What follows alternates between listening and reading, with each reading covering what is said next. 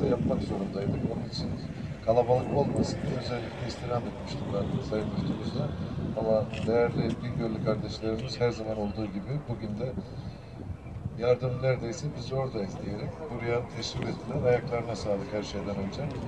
Ama her şeye rağmen programı kısa kesme adına ben tekrar Suriye'nin İdlib bölgesinde zalim rejimin ne yazık ki insanlık dışı saldırıları, bombardmanları karşısında ülkemiz sınırına gelen binlerce, yüz binlerce İdlib'li kardeşimizin yaralarına bir merhem de olsa sürebilme adına Bingöl'lü kardeşlerimizin kadir şinaslığı, yardımseverliğiyle organize edilen 12 tırımızı bugün inşallah yola çıkarıyoruz.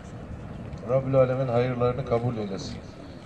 Ülkemiz hepinizin malum olduğu üzere her daim dünyada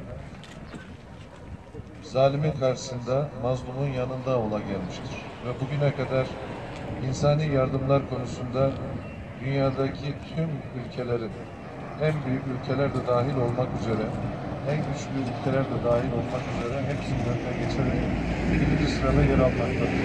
Ya İlahel Alemin, ülkemizin başında bulunan bu sıkıntıyı bir an evvel bertaraf eyle ya Rab.